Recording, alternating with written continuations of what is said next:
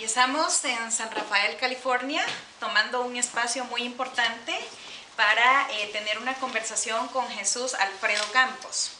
Su obra, llamada A la sombra del tiempo, y es justamente hoy que nuestros tiempos se conjugan para poder tener este espacio. Antes que nada, encuentro en cualquier búsqueda que se haga en internet, Jesús Alfredo Campos, donde dice profesor, abogado, poeta y soñador, de carácter determinado, emprendedor y calculista. Y menciona ahí también 2 países. Ya vamos a hablar de eso. Pero dice en sus palabras, yo siempre quise tener un nombre más largo que el que me pusieron mis padres. Después de leer todo esto, profesor de español, ha viajado por 32 países, ha visitado aproximadamente 218 ciudades y es enemigo de la injusticia. Después de leer todo esto, ¿será que una vida es suficiente?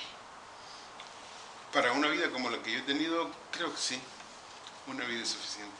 ¿Y habrá sido justo una vida nada más?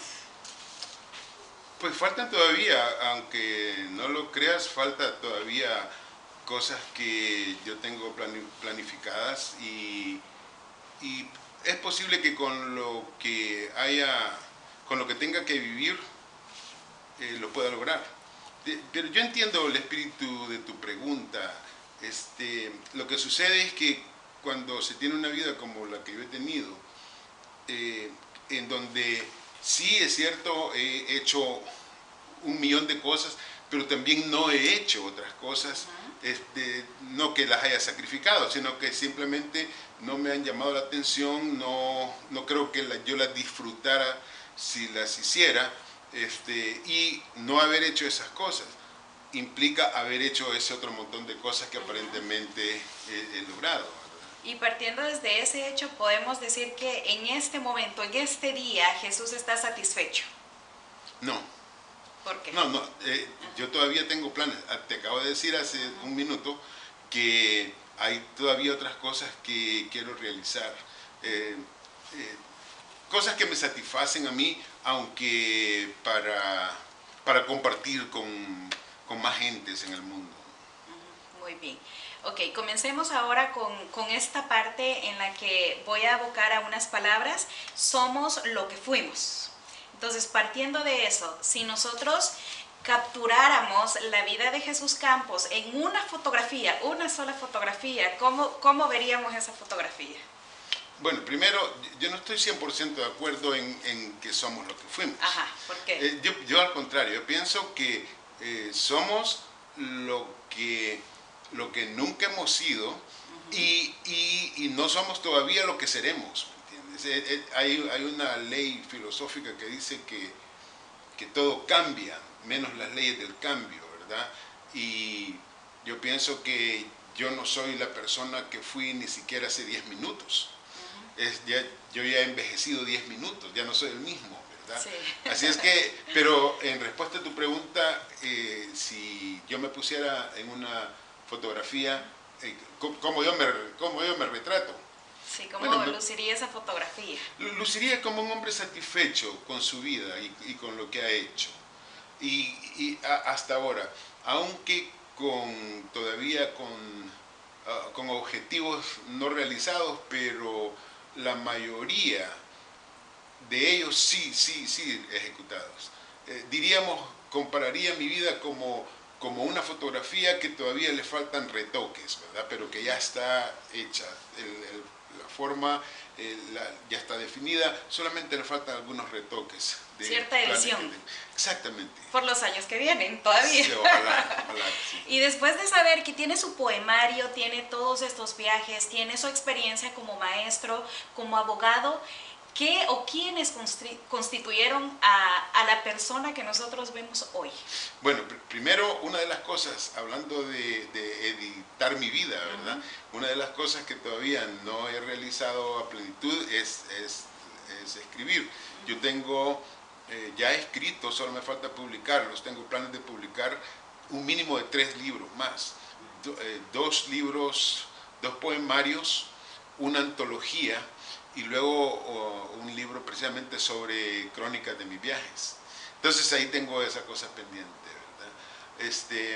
El resto ¿Cuál es la otra parte? ¿Quiénes más constituyeron a Jesús al que nosotros vemos hoy? Es bien delicada la pregunta, porque ¿cuál es la fase del Jesús Alfredo a la que te estás refiriendo, ¿no? Porque tengo la fase del escritor, la fase del profesor, la fase del hijo, la fase del esposo, la fase del amigo, y en cada uno de esos elementos hubo influencias que fueron marcadas, aunque también yo pienso que toda la gente que ha cruzado por mi vida, toda la gente con la que yo he compartido por lo menos, digamos, una semana, para ser exagerado, ha dejado una huella en mí, y he aprendido algo de ese individuo, en la forma de individuo real, ¿no? de un ser humano, como en la forma de un individuo como Víctor Hugo, a quien yo nunca vi en mi vida, pero que leí sus libros, y eso influyó en mi mente de una forma tal que me propuse algún día darle sus respetos a él e ir a visitar el lugar donde él vivió en Francia, ¿no? Así es que han sido muchos individuos conocidos y no conocidos los que han influido en el total de mi vida, en su totalidad. Okay.